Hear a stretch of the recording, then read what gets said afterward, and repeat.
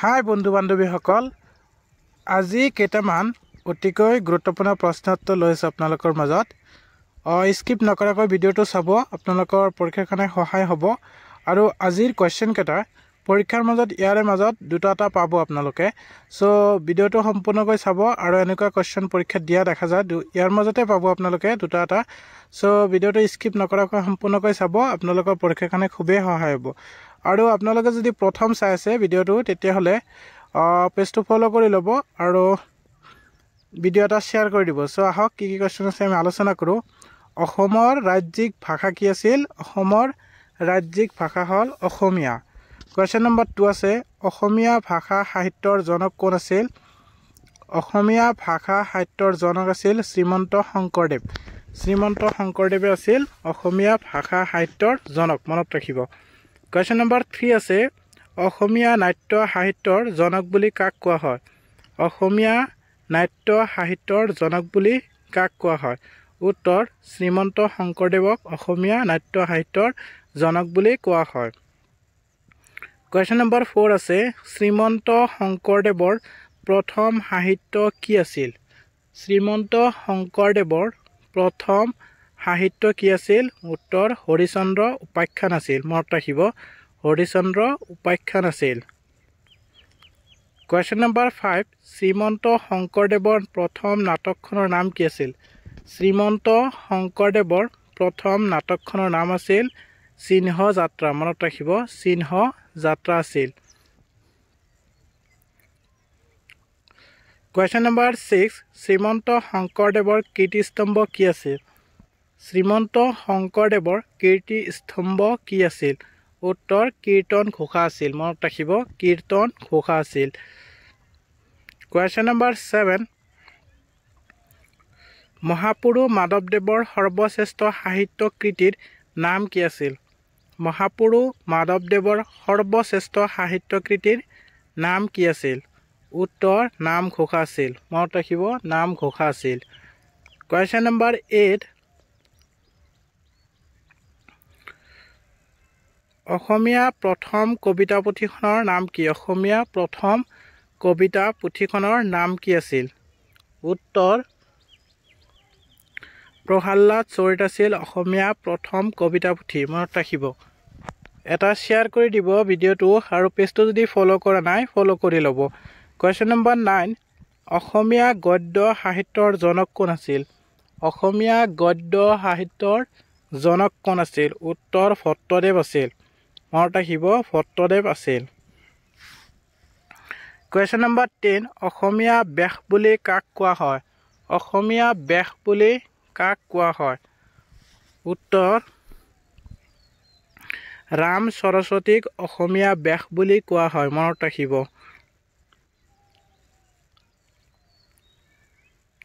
Question number 11 অসমীয়া সাহিত্যৰ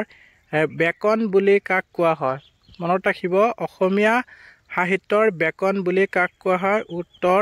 সত্যনাথ বৰাক কোৱা হয় মনত ৰাখিব কোৱেশ্চন নম্বৰ 12 অসমীয়া কথা কবিতাৰ জনক কোন অসমীয়া কথা কবিতাৰ জনক কোন উত্তৰ যতীন্দ্ৰনাথ দুৱৰা আছিল অসমীয়া কথা কবিতাৰ জনক মনত ৰাখিব কোৱেশ্চন নম্বৰ 13 অসমীয়া প্ৰথম ছপা পুথিখনৰ নাম কি অসমীয়া প্ৰথম ছপা পুথিখনৰ নাম কি উত্তৰ ধৰ্ম পুস্তক মনত ৰাখিব ধৰ্ম পুস্তক কোৱেশ্চন নম্বৰ 14 প্ৰথম অসমীয়া ৰোমান্টিক কবিতা পুথিখনৰ নাম কি প্ৰথম অসমীয়া ৰোমান্টিক কবিতা পুথিখনৰ নাম কি উত্তৰ বনকুঁৱৰী মনত ৰাখিব বনকুঁৱৰী কোৱেশ্চন নম্বৰ 15 অসমীয়া চুটিগল্পৰ জনক কোন আছিল অসমীয়া চুটিগল্পৰ জনক কোন আছিল উত্তৰ লক্ষ্মীনাথ বেজবৰুৱা আছিল অসমীয়া চুটিগল্পৰ জনক মনত ৰাখিব লক্ষ্মীনাথ বেজবৰুৱা কোৱেশ্চন নম্বৰ 16 প্ৰথম অসমীয়া গল্প সংকলনখনৰ নাম কি আছিল প্ৰথম অসমীয়া গল্প সংকলনখনৰ নাম কি আছিল? উত্তৰ সুৰবি, লক্ষ্মীনাথ বেজবৰুৱা। মনত ৰাখিব। কোৱেশ্চন নম্বৰ 17 অসমীয়া সাহিত্যৰ ব্যাকৰণ বুলি কাক কোৱা হয়? অসমীয়া সাহিত্যৰ ব্যাকৰণ বুলি কাক কোৱা হয়? উত্তৰ ভট্টদেৱ আছিল অসমীয়া সাহিত্যৰ জনক। মনত ৰাখিব। কোৱেশ্চন নম্বৰ 18 অসমীয়া গদ্য সাহিত্যৰ জনক কোন আছিল? Question number 17 বিভিন্ন বঁটা লাভ কৰা ৰংবং তেৰাঙৰ গ্ৰন্থখনৰ নাম কি আছিল বিভিন্ন বঁটা লাভ কৰা ৰংবং তেৰাং গ্ৰন্থখনৰ নাম কি আছিল উত্তৰ ৰং মিলিৰ হাঁহি মনত ৰাখিব ৰং মিলিৰ হাঁহি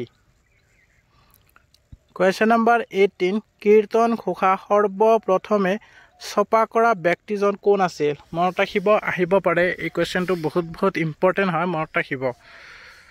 কীৰ্তন ঘোষা সৰ্বপ্ৰথমে ছপা কৰা ব্যক্তিজন আছিল হৰিবিলাস আগৰৱালা মনত ৰাখিব হৰিবিলাস আগৰৱালা Question number 19 প্ৰথম অসমীয়া জ্ঞানপীঠ বঁটা বিজয়ী পুথিখনৰ নাম কি আছিল প্ৰথম অসমীয়া জ্ঞানপীঠ বঁটা বিজয়ী পুথিখনৰ নাম কি আছিল উত্তৰ মৃত্যুঞ্জয় বীৰেন্দ্ৰ কুমাৰ ভট্টাচাৰ্য মনত ৰাখিব মৃত্যুঞ্জয় বীৰেন্দ্ৰ কুমাৰ ভট্টাচাৰ্য Question number 20 জ্ঞানপীঠ বঁটা বিজয়ী প্ৰথম অসমীয়া মহিলা কোন আছিল জ্ঞানপীঠ বঁটা বিজয়ী প্ৰথম অসমীয়া মহিলা কোন আছিল উত্তৰ মামণি ৰয়ছম গোস্বামী আছিল মনত ৰাখিব মামণি ৰয়ছম গোস্বামী আছিল Question number 21 অসমীয়া ব্যাকৰণক আধুনিক ৰূপ দিয়া ব্যক্তিজন কোন আছিল অসমীয়া ব্যাকৰণক আধুনিক ৰূপ দিয়া ব্যক্তিজন কোন আছিল উত্তৰ হেমচন্দ্ৰ বৰুৱা আছিল মনত ৰাখিব হেমচন্দ্ৰ বৰুৱা আছিল Question number 22 অসমীয়া প্ৰথম বুৰঞ্জী প্ৰণেতা গৰাকী কোন আছিল অসমীয়া প্ৰথম বুৰঞ্জী প্ৰণেতা গৰাকী কোন আছিল উত্তৰ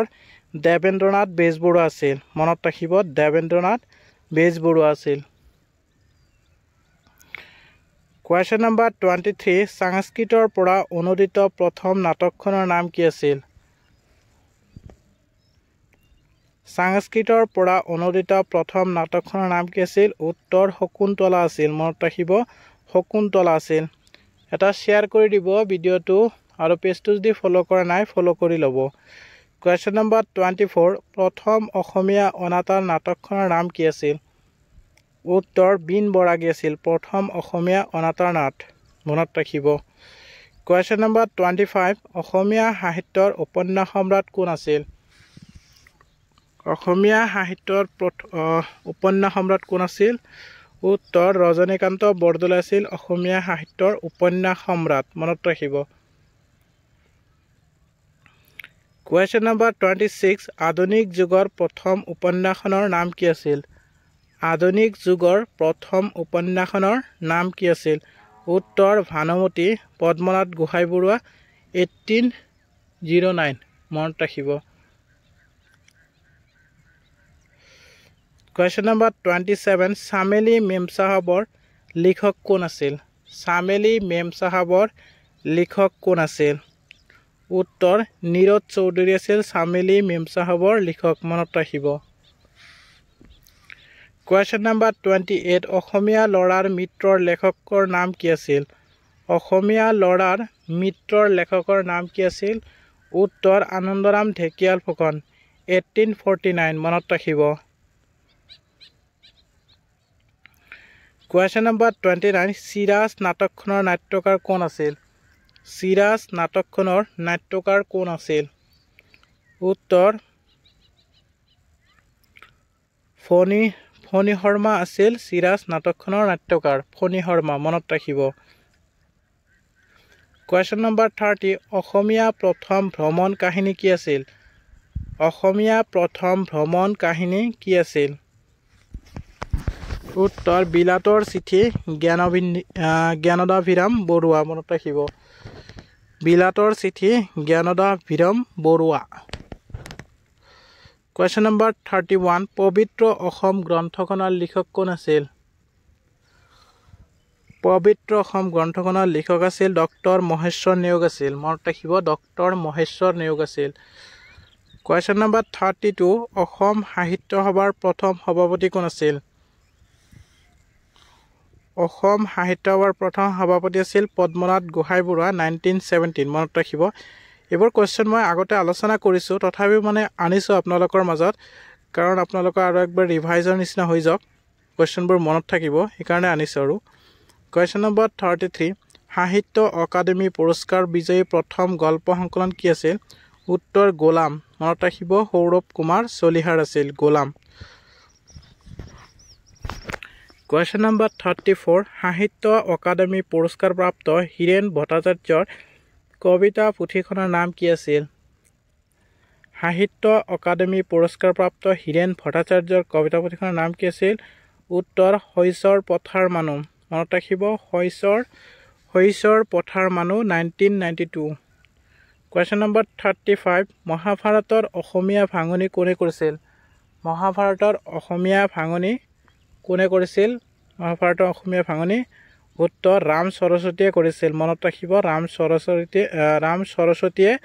মহাভাৰতৰ অসমীয়া ভাঙনি কৰিছিল Question number 36